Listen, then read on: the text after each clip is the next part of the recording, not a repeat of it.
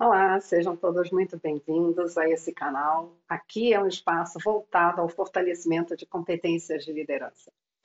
Então, aqui a gente busca entender que o líder é aquele que promove mudanças, mudanças significativas para a organização, que busca tornar a organização algo perene. E ele faz isso estreitando mais os vínculos com fornecedores, clientes e a próprio fortalecimento da cultura interna, os seus clientes internos, né, os colaboradores. Então, aqui esse é espaço que visa fortalecer tanto esse viés da ação da liderança, que promove mudanças significativas, quanto a sua capacidade de reflexão. Não há uma fórmula mágica para a gente exercer liderança e um dos aspectos é a gente observar mesmo no mercado quantas empresas surgem e quebram. Quantos times de futebol, que às vezes até o time não muda muito, e nem o técnico, e os resultados não aparecem. Então não há uma fórmula mágica para a gente utilizar e repetir. Por isso é tão essencial essa capacidade de olhar e identificar algum sinal no território, nesse cenário posto. Olhar para si e tentar ter essa independência na visão de mundo. E com isso também na sua própria ação. Então, aqui hoje a gente conversou um bocado aí recente sobre o filme da Barbie. Mas teve um dos pontos que a gente não tocou, que é na ideia de patriarcado. Então eu quero trazer essa temática, que tem sido mais presente. Eu lembro que eu jovem isso era presente, havia uma crescente cobrança da mulher sair de casa, da mulher ter a sua independência financeira. Eu acho essas questões todas importantes. Só que é interessante a gente trazer isso na linha do tempo. Então, eu vou procurar trazer algumas reflexões, com base até no grande diferencial que faz os grandes líderes, né? E questões para que cada um possa avaliar, para que as pessoas, cada um de vocês, possa refletir melhor as escolhas que tem pela frente. Então, a gente acaba que a vida é curta, e aí, como que eu vou me guiar nesse emaranhado que às vezes parece a vida? Né? Então, tem o que mesmo de um grande labirinto que eu preciso me encontrar. E para sair dele é importante esse vínculo, né, com o próprio amor em relação ao seu propósito. Né? Essas coisas são relevantes nesse cenário. Mas vamos lá, vamos trazer algumas questões que são importantes quando a gente está falando de patriarcado. E a ideia aqui é sim trazer um olhar da mulher, né, e a liderança. Então a gente vai trazer todas essas temáticas. Então, quais as diretrizes para essa conversa? Olhar para o patriarcado como um fenômeno global, né, em vários aspectos, quando a gente olha as grandes civilizações, as culturas postas até hoje, desde uma China, uma Índia, até um Irã, um Iraque, uma Coreia, a gente passando pela Europa, e aí a gente vê isso sendo mais questionado no Ocidente, nisso que a gente chama de civilização ocidental, cujo núcleo é basicamente a América do Norte, Estados Unidos, Canadá, Europa Ocidental e Austrália. Então, isso é mais ou menos dito como o núcleo da civilização ocidental. Ter por guia adaptabilidade, então a gente não vai perder esse olhar. Refletir sobre a curta vida humana. Então, aqui a gente está trazendo fenômenos globais, a gente está trazendo elementos de adaptação ao longo de milhares de anos. E, ao mesmo tempo, a gente está fazendo um contraponto disso com a nossa vida. Então, é claro que é legal, é interessante a gente ponderar sobre a minha contribuição para a humanidade, mas enquanto isso acontece, tem a minha vida que está rolando, né? E ela é curta. E às vezes ela é muito curta. E o problema é que eu não sei nunca, mesmo que ela for ser longa, é só, né, 70, 80, 90 anos. E se ela for curta, ela pode terminar amanhã. Então, assim, e no meu caso já teria sido uma boa vida, né? Com algum tempo de vida. Mas tem hora que ela realmente termina 2, 3 dias depois de nascida. Cultivar a postura de autorresponsabilidade. Esse é um pilar fundamental na liderança. Várias pesquisas feitas ao redor do mundo, com diferentes, mais de uma grande universidade, instituto por detrás, observaram que a autorresponsabilidade, acreditar ser o centro de tomada das decisões e, com isso, como que se moldou a minha vida, cada vez que a gente acredita que isso sou eu que faço, eu fortaleço a minha liderança e a minha capacidade de moldar mudanças significativas no mundo. Se eu me vejo vítima, né, se eu acredito que essas coisas colocadas aqui são muito maiores do que eu e decisivas, dificilmente eu vou conseguir assumir uma posição de liderança. Ela sempre será frágil. E eu estou fadada, basicamente, a não conseguir empreender a minha vida, a minha carreira, minha família, muito menos moldar realmente o mundo. Então, essa autorresponsabilidade, a crença que eu sou o grande motor da minha vida, é fundamental. Mônica, mas isso não é real. Agora a gente estava falando que às vezes a vida é tão curta que ela termina muito jovem. Ou eu pego uma doença muito terrível que me limita completamente. É verdade, né? Não há garantias. Mas, por menor que seja a minha possibilidade de viver com todas as restrições, quanto mais eu acredito nisso, mais frutífera será a minha vida. Eu vou conseguir extrair mais da limitada situação da minha vida. Então, a gente vive um cenário sem certezas, ao contrário, né? Muitas incertezas, mas sempre eu sou favorecido toda vez que eu tenho essa crença. Isso não é uma realidade, é uma crença. É o óculos, a lente que eu escolhi olhar para a minha vida. É uma escolha e a gente não pode tirar isso de mente. Então, é esse olhar que a gente vai ter. E quando a gente tem esse olhar, pessoal, a gente vê que tem duas perspectivas no mundo.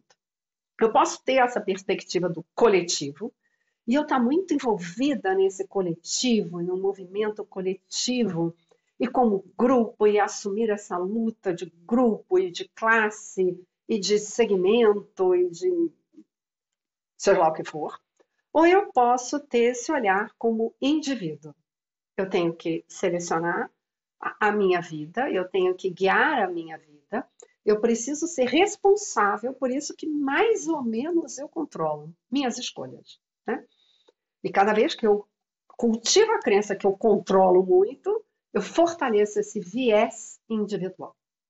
É difícil a gente imaginar que a gente não tem um movimento de grupo, um movimento coletivo.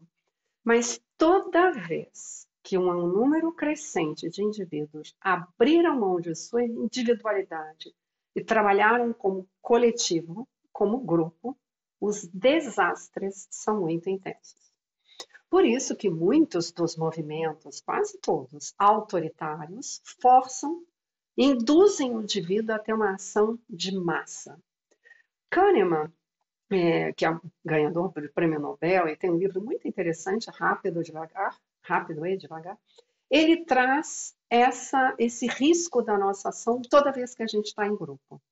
É como se a gente ganhasse força para fazer coisas que a gente jamais faria como indivíduo. Porque os nossos sistemas de valores e ética nos reprimiriam. E isso não acontece no movimento coletivo. Quando a gente pega um dos exemplos recentes e fortes da história, que é o nazismo, o nacionalsocialismo, o Hitler começou a trabalhar os jovens mais de 10 anos antes da guerra. Desde 23, 21, tinha um movimento que chamava Juventude Hitlerista, que forçava os indivíduos a terem uma ação coletiva, em prol da grande nação, em prol do coletivo. E aí o uso de uniformes, esse cultivo da grande visão do país. É muito legal você ter uma visão de país, mas toda vez que você descola o indivíduo, né, meio que corta o indivíduo de sua família. Então, os jovens eram estimulados com 10 anos, 11 anos, 12, 13, até os 18, eles aprendiam a pegar em armas, aprendiam a importância dos valores do nacionalsocialismo, aprendiam sobre a importância, a relevância da grande Alemanha, e eram ensinados a doutrinar, ter certeza que seus pais entendiam o grande propósito, entregar seus pais, irmãos, amigos, mas principalmente o núcleo da família, quando eles não estavam seguindo, acreditando nos grandes desígnios do nacionalsocialismo. Então, isso colapsou as famílias alemãs, muitas, mas nem todas. Então, quando a gente pensa que Bento XVI, quando jovem, participou desse movimento e se descolou, ele viu nisso um risco. Ele viu nisso um risco porque ele mantinha a sua individualidade, a sua capacidade de discernir, de levar em conta seus valores, de defender a sua família, antes de um coletivo de baixa consciência. Todo coletivo tende a ser de baixa consciência. Então foram esses jovens depois que conseguiram cometer atrocidades, homens e mulheres, porque havia um grupo das mulheres, todas as jovens alemãs participavam também desse movimento da juventude hitlerista. E era contínuo, e eram sempre convidados, estimulados a trazer mais jovens e mais jovens, então era um movimento grande. Mas nesse movimento haviam grupos de resistência que começaram a observar o risco que isso poderia ter no futuro, como de verdade teve. Muitos desses jovens se tornaram oficiais da SS, se tornaram guardiães de campos de concentração, homens e mulheres. Então, o que é o patriarcado? A gente saiu agora dessa ideia, né, do risco coletivo e indivíduo, e a gente vai tentar pegar agora esse termo. Então, é uma criação histórica, então é desenvolvida por homens e mulheres em um processo que levou 2.500 anos para ser concluído, segundo uma professora, Teresa Lisboa, pesquisadora do Instituto de Estudos do Gênero do IAG da Universidade Federal de Santa Catarina. Então, antes de mais nada, um processo longo, e isso envolve adaptação, por isso que a gente percebe ele presente em diferentes áreas do globo. Provavelmente se testou outras formas. Provavelmente. Os etruscos mesmo, era uma civilização, vários aspectos, bem matriarcal. As mulheres eram muito fortes. Até hoje a gente vê núcleos, os etruscos estão na Itália, né? E até hoje a gente vê núcleos de instituições, de regiões, de culturas lá, e em outras áreas também, uma forte presença feminina. Mas esse patriarcado, né, de certa forma, provou-se, com erros e acertos, porque esse sempre é um processo humano, feito por homens e mulheres, é humano, mas que melhor se adaptou ao longo do período de tempo. Outros ficaram pelo caminho. Então, essa adaptação, provavelmente fruto desse cenário muito hostil, se mantinha para dentro as mulheres, se levava para fora homens, né? E tudo esse arcabouço que vem com o patriarcado. Vamos avançar um pouco mais. Há várias formas de ser analisado e observado, mas considerando o olhar de Darwin, esse tipo de organização humana é predominante na Ásia, Oriente Médio, Europa e mesmo entre índios americanos. Dessa forma, fica evidente que foi uma estrutura que melhor se adaptou às condições hostis do nosso ambiente por milhares de anos. Felizmente, não estamos mais nisso. E essa sociedade ocidental é a primeira que observou, calma lá, ainda mais depois da Segunda Guerra.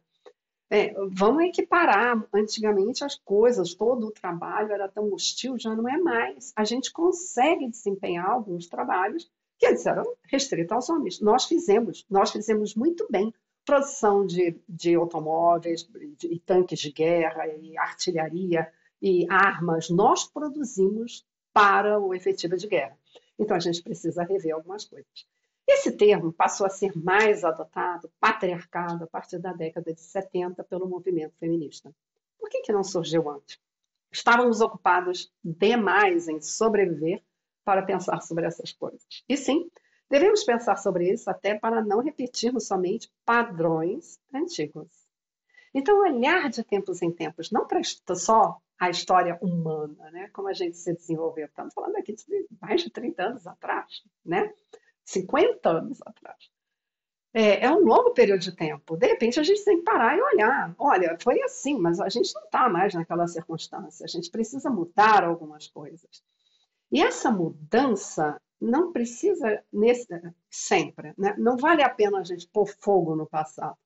Vale a pena a gente olhar para ele e aprender. Há lições interessantes que chegaram desse longo processo de adaptação. Mas se as condições todas mudaram, é mais do que importante a gente também mudar. Isso não é só no aspecto da história como humanidade, mas é na nossa vida também. Há muitas coisas que a gente semeia e vai, de repente tem a chance de ter relações mais satisfatórias no trabalho, né, dentro de casa, mas se eu não me abro para o novo, né, essas coisas novas não me acontecem. Então eu preciso refletir sobre elas de tempos em tempos. Ok, a característica da liderança é cultivar essa sua natureza reflexiva e analítica. É a gente olhar para isso tudo e ter gratidão pela história recebida e observar o que dá para mudar para seguir adiante. Então, há muitos estudos, eu recomendo que vocês olhem para isso, né? O quanto que há características femininas que levam mais para relações interpessoais e esse lidar com gente. Eu já me esqueço qual foi o país na Europa que fizeram um lindo estudo com isso, mostrando que as mulheres realmente teriam muito mais a profissões como enfermagem, como psicologia, gente. E homens mais a coisas mais ligadas à engenharia, a máquinas. Ah, mas não vai acontecer o contrário? Claro que sim. A gente está falando aqui de um movimento de maioria. Então, de novo, eu tenho que olhar para o coletivo, mas olhar para a minha característica pessoal. Qual é ela? O tempo inteiro a gente vai ter que estar dosando as duas coisas. A gente recebe uma herança, como essa grande, mas eu tenho que estar olhando para mim. E eu, como estou inserida nesse todo, né? Então, aqui na nossa história, né, há a necessidade de proteger os recursos gerados, alimentos, bens, bem como terras, propriedade, o que tornava a força bruta uma habilidade necessária para a sobrevivência. Então, sem dúvida, olhando por que a gente teve, né, essa força patriarcal, tem muito do cenário encontrado, e o que melhor se adaptou a ele. Mas, de novo, é uma adaptação. Quando a gente olha para a cultura, por exemplo, italiana, as mulheres na máfia, elas tinham grande força decisória dentro da máfia. Por quê? Porque muitos homens morriam nos combates com a polícia ou com grupos distintos. Então, elas tinham perfil de poder, né, de comando dentro da máfia. E a gente vê coisas parecidas até no Brasil. O relato de uma longa jornada pela civilidade, escapando de fome, guerra e pestes. Esse é o nosso cenário base. Então, é sentar e chorar? Não, né? É possível, mas sempre há um outro caminho. E a ideia é esse outro caminho. Então, é interessante porque a gente vê mulheres fortes. Aqui eu citei a máfia. Mas quando a gente pega, por exemplo, a Inglaterra, tiveram grandes rainhas. A Rússia teve Catarina a Grande. Mas a Inglaterra teve uma sequência de rainhas que fizeram grande diferença. A Espanha teve rainhas diferentes, importantes, relevantes, né, que promoveram as grandes navegações.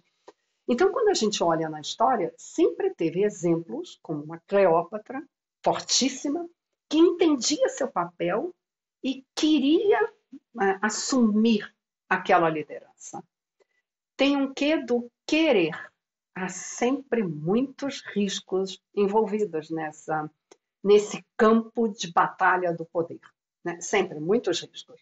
E aí você tem que se moldar a eles. Aqui a gente está vendo algumas das grandes mulheres da máfia sendo presas. Né? Ok, então, fortes relações da família, os vínculos, né? Pais e filhas, isso também está presente. Aqui a gente trouxe o exemplo da máfia, mas eu acho muito belo, se vocês não leram, recomendo a leitura, No Fio da Trama. O Fio da Trama. Conta a história há uma personagem da moda no Brasil, que é a Constança Pascolato, que é muito forte, muito bela a história dela individualmente. Suas filhas chamam a atenção, uma delas é uma influenciadora digital muito forte, muito conhecida. E a mãe dela deixou um diário que é fantástico. Então a neta resgata as netas e fazem um livro que fala dessas três gerações, mas especialmente da mãe e da Constança, seus primeiros anos. Mas nesse livro é muito legal a gente ver, fica nítido, que há numa, né, estamos lá falando, sei lá, 1920, 30, 40, a mãe da Constanza Pascolato indo estudar na Itália, onde ela conseguiu boas escolas. Escolas que outros pais, homens, haviam fundado para que suas filhas estudassem. Talvez você tenha um pai que te influenciou muito, que foi uma figura forte para você, junto de você, apoiando que você fosse adiante.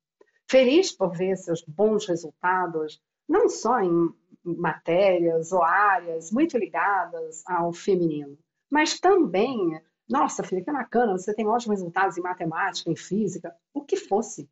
Pais fortes que estimularam suas filhas a serem fortes. Muitas das diferentes rainhas, até mafiosas, aprenderam isso com seus pais. Então, não há um bloco coeso que asfixia as mulheres. Isso é muito importante porque é assim o tempo todo na nossa vida.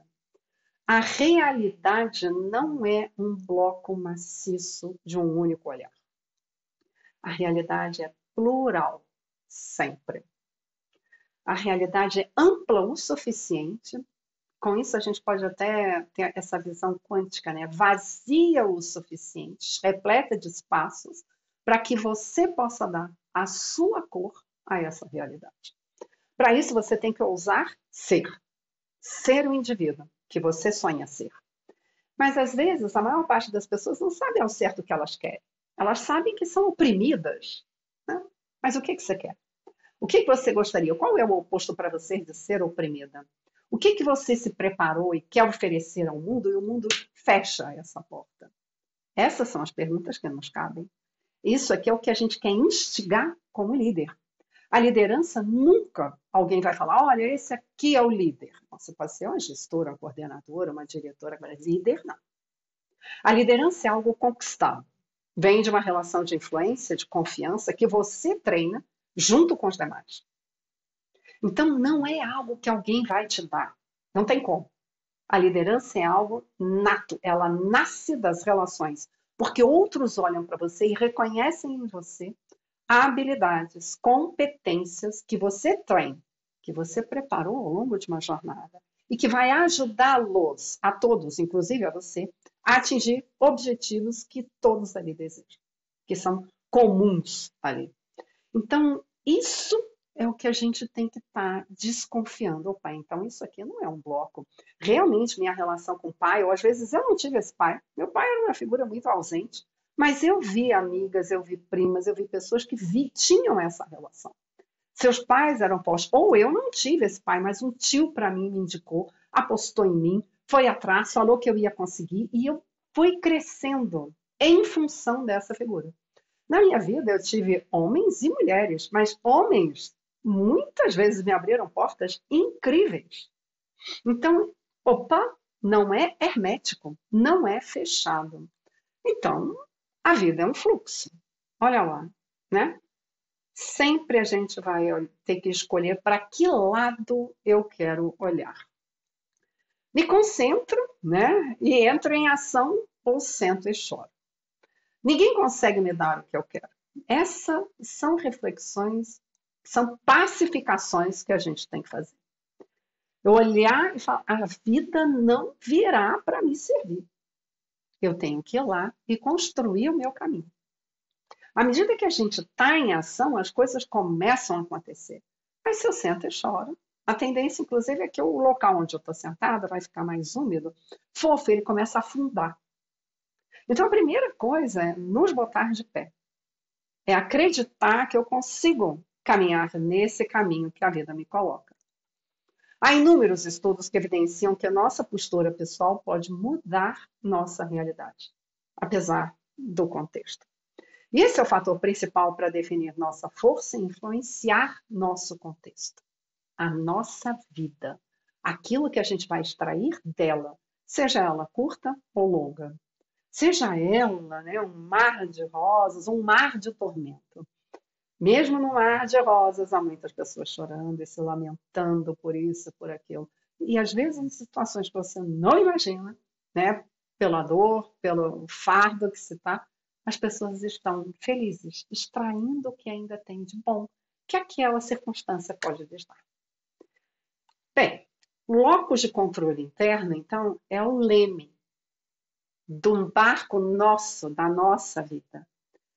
Então, se a gente olha não para uma estrada, mas para a vida como um rio, o nosso barco está lá naquele rio. O rio tem movimento, a nossa vida começa, a nossa vida vai terminar.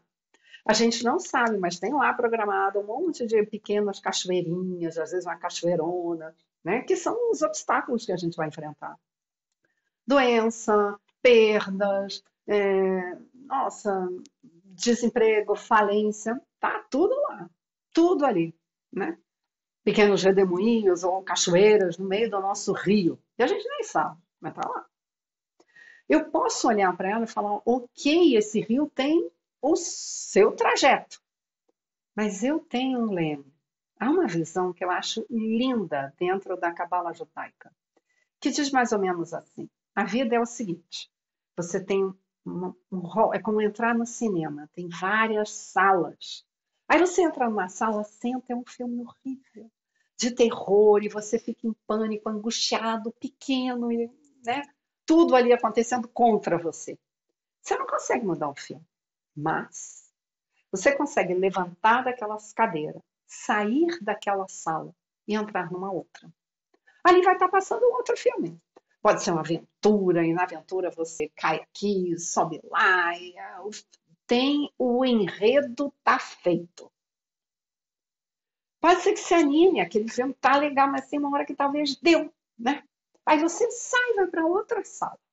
Pode ser que você entre numa sala de suspense, né? Que você fique apavorado, sai correndo. Aí pode ser que o outro, novamente, é um filme sobre descobertas, sobre viagem, um filme romântico, e ali você se deleita. Todo filme é uma hora acaba. É isso. Eu continuamente tenho que entender que de vez em quando talvez eu tenha que sair daquela sala e buscar uma outra. Uma outra aventura que se abra para mim.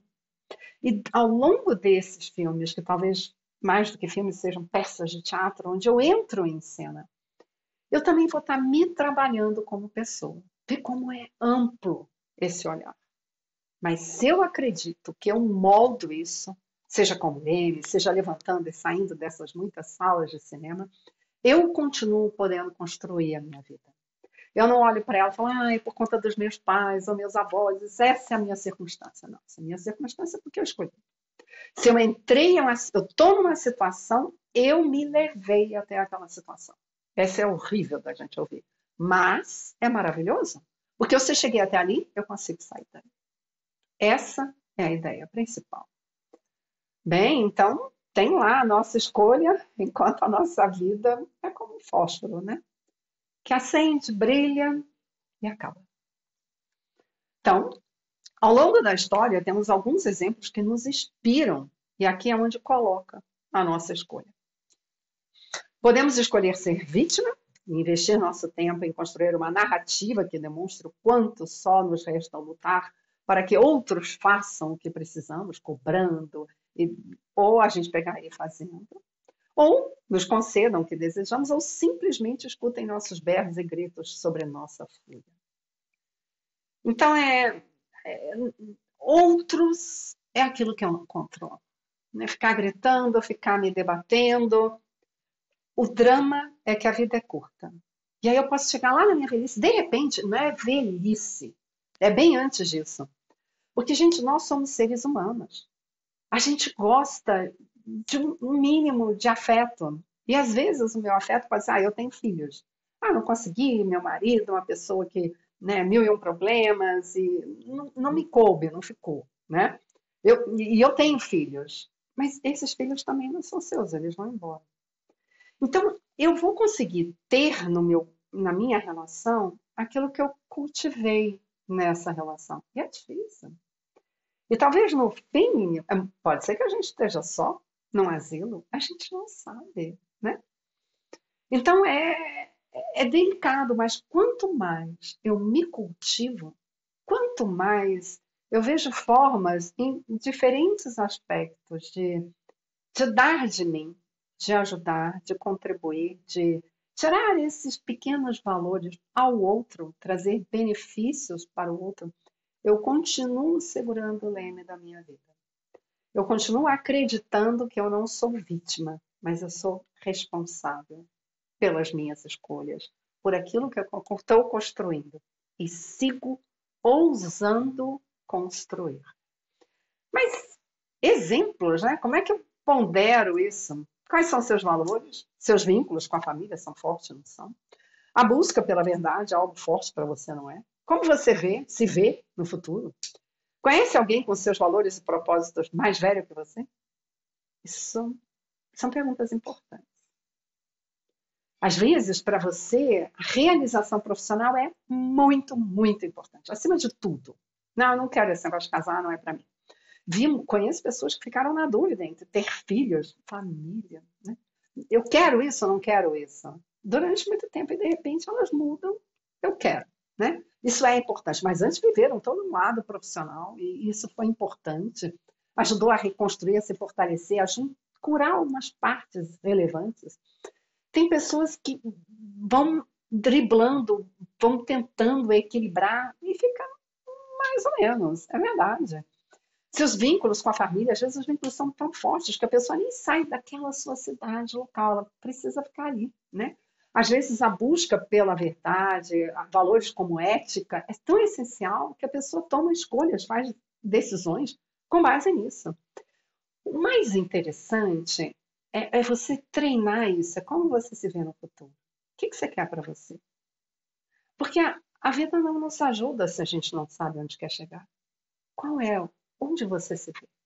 Como que você quer estar quando você estiver velho? Como é isso?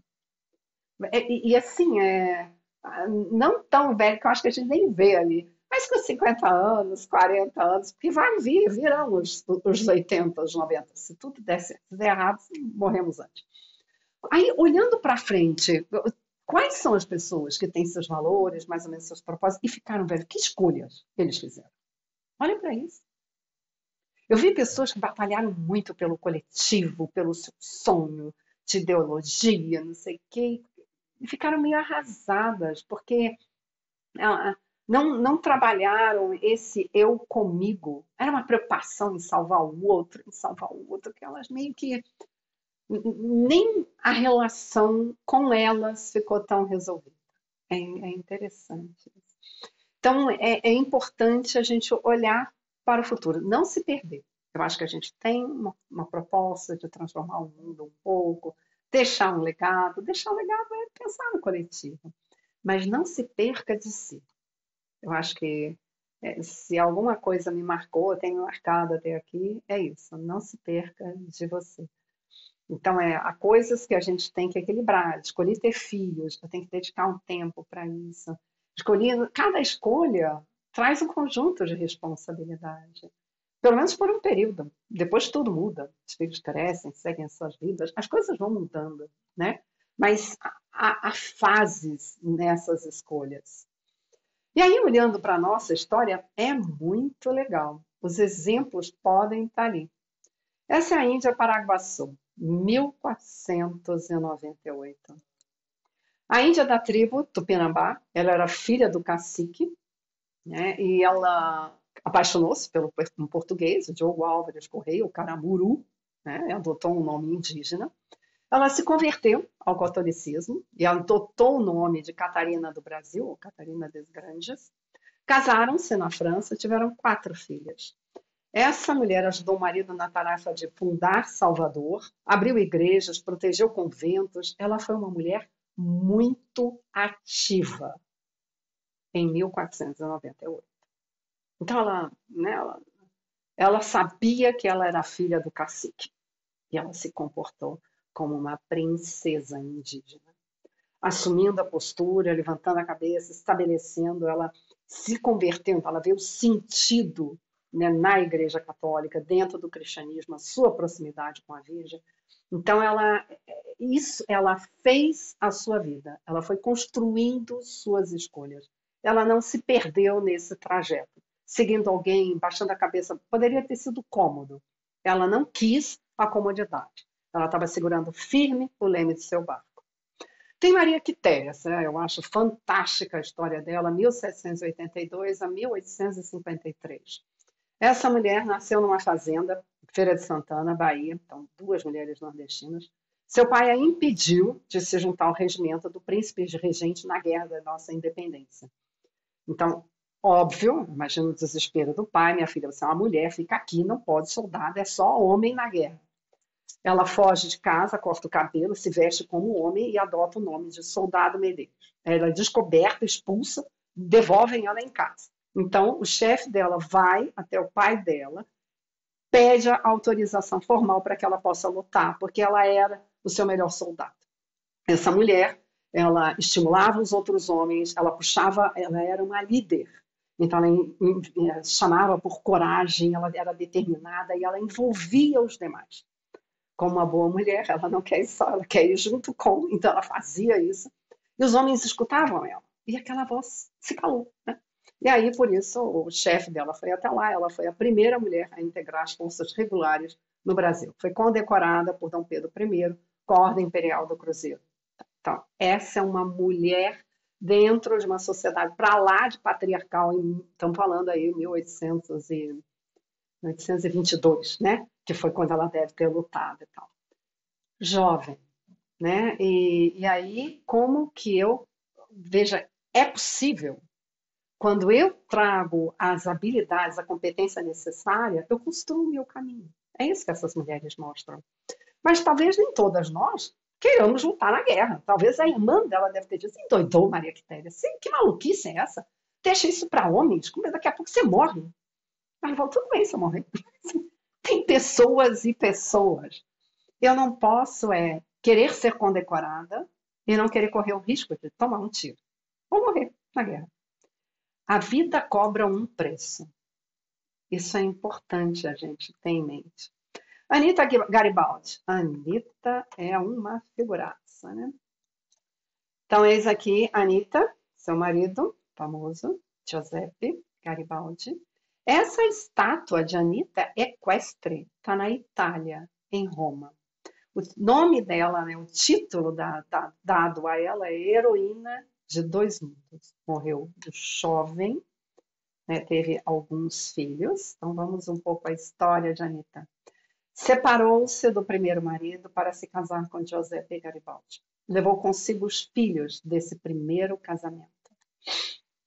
Lutou ao lado do marido no Brasil, organizou hospitais e pegou em armas. Na Itália, mesmo estando doente, negou-se a abandonar o campo de batalha. Anita morreu com 20 e poucos anos, não tinha nem 30. Então, ela é uma heroína, né? Uma mulher, ela aparece, olha que linda, na estátua equestre dela, ela carrega um filho e uma arma. Talvez esse não seja o nosso sonho, né? Mas veja, há uma certa dose de escolhas difíceis, sacrifício. Ai, mas para a mulher sempre os sacrifícios são muito maiores. Talvez sim. Nem sei, não sei exatamente como foi a vida de José. Eu conheço vários homens também que não deu muito certo. Então, assim, é árduo, é árduo. A vida é árdua. Então, é interessante só a gente ponderar. Pode ser que a gente vai pegar as portas abertas. Mas olha para a vida, procura ler sobre a vida de vários empreendedores, reis, rainhas. Você vai ver que o negócio pode não ter sido sempre tão fácil. Há um livro de Voltaire muito interessante chamado Cândido, ou Cândido. Leiam, é muito interessante a gente ver como pode ser árdua, né? A vida fácil é sempre a do outro. Faleceu Taina, 27 anos. Ah, essa senhora é uma mulher que me encantou, uma das que eu tive sempre como estrelas guias na minha vida. Chama-se Vera Giangrande, filha de descendentes italianos. Essa mulher faleceu, não tinha nem 70 anos. Então, vamos ouvir um pouco sobre ela. Leitora contumaz, independente. Seu pai era empresário, mas botou a filha para estudar e queria e via bem o temperamento dela, já achava que ela não era uma figura assim muito fácil. Começou como secretária de um amigo do seu pai, então ela já sabia falar pelo menos uns 3 idiomas, muito novinha. E não deu muito certo. Então, assim, ela era secretária, mas aquela secretária cheia de ideias próprias e queria que as coisas saíssem do seu jeito, porque é do jeito do chefe, né? E aí não deu certo, acabou perdendo emprego, foi trabalhar com o pai na empresa da família. O negócio da família lidava, até onde lembra um pouco, com câmbio, né? É, mas acaba que não dá certo também. Ela vai, busca uma outra coisa. Acho que o pai dela acaba abrindo um pequeno café para ela, porque via que ela, minha filha, não vai ser fácil trabalhar com alguém, né? Então tenta ver o empenho do pai, e é muito bonito quando o pai aposta nela, né? Mas acaba que o negócio da família vai à falência, a família se muda para Santos, e quem encabeça daí a pousada, o que a família vai fazer, o negócio que abre em Santos, é a mãe da Vera Jangrande. Vendendo as joias que ainda tinham sobrado, ela começa um negócio, porque o pai ainda estava muito amargurado. É difícil quando um negócio vai à falência, a maior parte de nós, seres humanos comuns, acabam pensando que eu fui à falência, né? É muito difícil. Então a Vera vê isso acontecendo, vê a força da mãe. Ela permanece em São Paulo, ela vê que ela acaba checando mais de perto os livros do restaurante que ela tinha, vê que estava dando prejuízo porque ela estava sendo roubada. Ela fecha, abre um café, consegue pagar as dívidas da família, quita tudo, vende também e vai para o litoral junto com a família. Ali ela trabalha como secretária do Santos Futebol Clube, volta a São Paulo, ela vê o surgimento daquele menino de nome estranho, né, apelido Pelé, mas ele sai, né? Então ela também sai do Santos Futebol Clube, mas ali ela começa a entender um pouco sua habilidade. Gente, isso é muito importante. A maior parte das vezes o nosso dom não está claro nem para a gente. A gente não sabe direito o que mesmo que eu sou bom. A gente não sabe disso. A gente descobre à medida que vai fazendo. Então a Vera não tinha ainda o curso, né, a formação e a profissão de relações públicas. Mas ela vê que isso é o que ela faz legal no Santos Futebol Clube, é o que ela mais ou menos sabia fazer ótimos textos, já desde secretária. Então, quando ela volta para São Paulo, ela ingressa numa empresa de relações públicas. Pela primeira vez, ela sente que ela está no local que é dela. Ela escrevia e lia em português, inglês, italiano, espanhol e francês. Fundada em 1975, ela funda, né, junto com um amigo.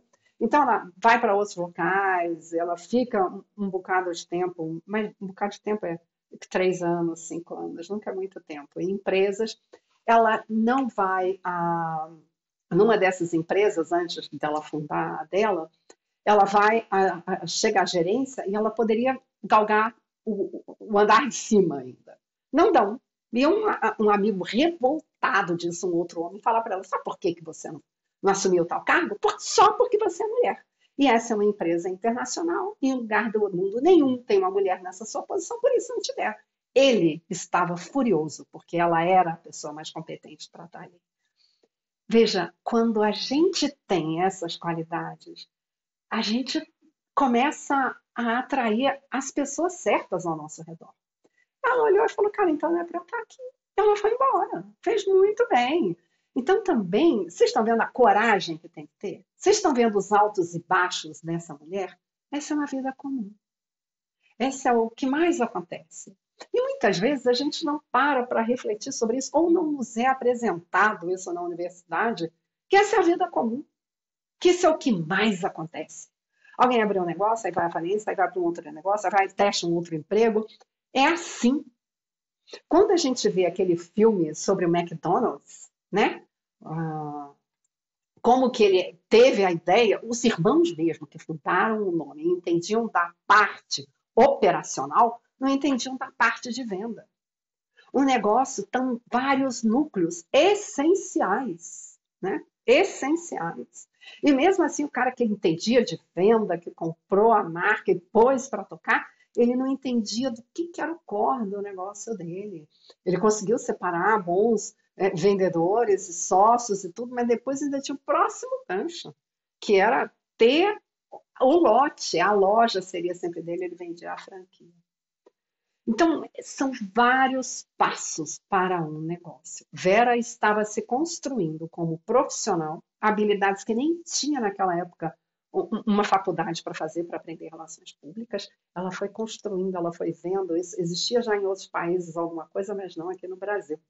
Então, ela abre a Inform, que foi uma agência de relações públicas, junto com um grande amigo, que era de relações de trabalho, que já tinha trabalhado com ela, que via os dons dela, a habilidade dela. E eles abrem essa empresa que ficou por 17 anos no mercado. Contas incríveis, como Caterpillar, mas McDonald's, vários outros. Ela era um fenômeno. Dava aula na FAP, na SPM, na Escola, né, Superior de Propaganda e Marketing. Ela era uma mulher completamente diferenciada. O Rotary Club entrou até na justiça e fez uma coisa para conseguir que ela fosse a primeira mulher do Rotary no Brasil. Eles lutaram para ela ingressar, compraram briga com o Rotary nos Estados Unidos, que é onde fica, né, o núcleo inicial, onde foi fundado o movimento. Eles queriam ela. Então, de certa forma, ao longo da nossa vida, a gente tem que ver. Eu estou me tornando essa pessoa que as pessoas me querem perto, né? Que vai ser essa possibilidade, que eu vou estar ali junto com essas pessoas. E várias vezes as portas para ela se fecharam, ela não podia ter sentado e chorado. Ela ia buscar a porta que estava aberta. E o trabalho era a vida dessa mulher. Casou e teve filho? Não. Talvez por isso ela tenha tido outras coisas. Porque mesmo quem casa e tem filho, não é a garantia que a vida será tranquila. O casamento não é um negócio, então tudo é sereno. Não, não é. Ter filho, cara, também não é. Você vai ser realizado. Não, não vai. Tem muita dor nesse trajeto aí. E ela foi uma mulher, assim, divisor de águas. Então tá lá, aos 62 anos, quando muita gente está aposentando, Vera começava uma nova aventura. O Grupo Pão de Açúcar estava começando a se reestruturar, depois de quase quebrar durante a década de 90. E ela surge como, não era só relações públicas, ela era o ombudsman, quase uma ouvidoria, dentro do Grupo Pão de Açúcar. Eu sou você no Pão de Açúcar. Se você tem algo a dizer, fale conosco. Lema dessa mulher: quem ama, reclama. Quem reclama é porque ama. Se o cliente está reclamando de você, nossa, agradeça. Serve para ele um chá, um café. Mostra gratidão. Porque se ele reclama, porque ele te quer bem. Porque a hora que ele não reclamar, é porque ele já foi para a concorrência. Tem, ó, muito tempo. Então, esse era o olhar que essa mulher trouxe. Essa mulher faleceu indo naqueles ônibus que levam a gente para dentro do avião. Ela estava num desses. Ela ia dar uma palestra em 2 locais, no Rio Grande do Sul e tal, e ela teve um problema no coração. Espero que ela não tenha sentido dor e faleceu. Então, o enterro dessa mulher, as pessoas do cemitério falaram que só viram essa quantidade de coroas de flores, mais de 250, algo parecido, eles viram algo semelhante, um pouco mais até, no falecimento, na morte de Ayrton Senna. Essa é Vera Jangrande. Essa é uma da fala das pessoas ligadas ao Grupo Pão de Açúcar. Vera amou Abílio, Ana, filha de Abílio Diniz e João Paulo, e a mim, nos tempos lindos da ressurreição do Pão de Açúcar. E amou tantos outros bravos colegas e lutou conosco uma luta difícil e bela. E amava do mesmo jeito que sabia desprezar os mentirosos, os acomodados, uma grande perda para o Grupo Pão de Açúcar. Eu acho que ela é uma inspiração para todos nós, uma mulher incrível. Eu não digo que ela era à frente do seu tempo, ela era no seu tempo, intensa, ela fez o seu tempo. Conseguiu mudar para muitos empresários, grupos que vinham de fora, a visão que tinham do Brasil. pela sua organização, pela sua sensibilidade, pela sua gana de trabalho. Então, era realmente uma mulher admirável, admirável. Então, né, a nota que saiu também aí no jornal, Rotary não é mais o clube do Bolinha. Tradição de 85 anos quebrada por empresária. E empresária era ela. Então é isso, eu acho que a ideia aqui, e eu vou terminar com um texto dela, né? Os múltiplos papéis da mulher.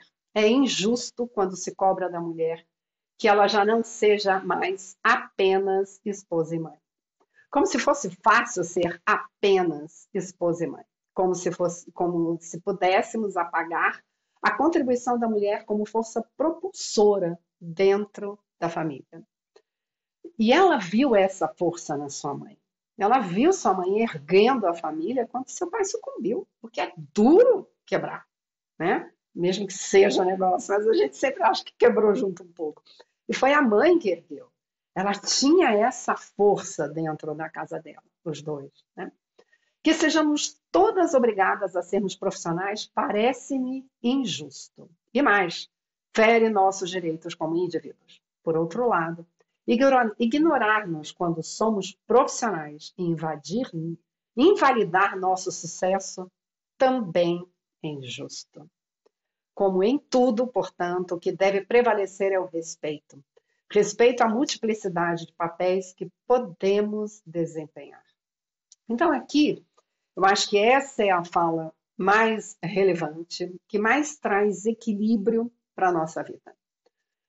A vida tende a nos mostrar qual é aquele caminho que a gente quer seguir. Se a gente está atento, a gente vai ver os sinais que a vida vai deixando. Às vezes, o que a gente quer é ser uma baita profissional. E só isso. Né? Não quer mais misturar com nada. A Vera não desejou misturar com nada. Então, tem algumas mulheres que têm filhos. Não, nem isso. Não, ela queria... O trabalho era o grande filho dela. Né? Ponto. E aí ela clama por respeito. Espera ainda. Vocês têm que me respeitar, o meu espaço, os meus resultados, o meu sucesso. Não é justo quando isso é invalidado, quando eu não posso pegar as posições que eu quero porque eu sou mulher. E, gente, era bárbara. Ela tinha um quê Barbie dentro dela que ela não deixou contaminar pelo mundo do Ken, né? Ela sempre usava taia. Então, era muito feminina. E é interessante, minha formação inicial é em engenharia, e eu trabalhei em obra, mesmo que não fosse obra civil, era obra dentro de prédio, um local mais ameno. Mas eu, desde muito nova, aboli rápido a saia. Eu sempre gostei de calça. Mais confortável, mais seguro, mais tranquilo. Não preciso ficar me cuidando. Era zen total. Eu sou meio dessas facilidades, né? Ela não abria mão do seu taia. Mas ela sabia ver o valor da mulher em todos esses papéis. Não foi apenas ser esposa e mãe, o que ela viu na sua mãe. E isso, a gente não consegue ser mais do que aquilo que a gente consegue ver no outro. Ela ver essa força e beleza em outras mulheres tornou ela cada vez mais forte para ser alguém também de sucesso e realização. Então, eu acho que isso é muito bonito. Eu acho que traz para a gente esse respeito à multiplicidade de papéis que podemos desempenhar. Então, é que cada um possa seguir aqueles sinais que vê dentro de si. E mais, gente, pode ser que você morra cedo, mas se você não morrer cedo, a vida vai mudando ciclos. E daqui a pouco você vai ver que tem mais papéis se você se lançar nisso. Porque os ciclos vão mudando, aquilo que hoje te demanda muita atenção, amanhã não vai mandar. Então, a cada virada que a vida traz, que a gente possa ter coragem de ter um sonho, de desabrochar o nosso melhor. Né? Então, acho que isso é importante. Toda escolha, no entanto, tem um preço. Escolha seus exemplos, temos a liberdade de escolher qual caminho seguir, mas não há liberdade com relação às consequências que esse caminho traz. É isso. Espero que tenham gostado, né, dessa reflexão. Então, de certa forma, está aí, né, esse olhar que a gente traz, não é muito simples, né? Espero que tenha ficado. Deixa aí seus comentários, quais as grandes mulheres que você já viu, né? Quais as grandes mulheres que te inspiram. O que que você pensa nesse equilíbrio? Tem pessoas que querem, não, eu queria fazer as duas coisas, né? Ter minha família e ter meu trabalho. É claro que a gente vai ter que abrir mão aqui e ali. Do que eu vou abrir mão? Como que eu vou fazer? Pelo menos por um período. Depois tudo muda o tempo inteiro. Então, é esses equilíbrios delicados, esse sacrifício que a gente tem que fazer de vez em quando para seguir, continuar seguindo no nosso sonho. Deixa aí o que você achou da conversa, se fez sentido e até a próxima.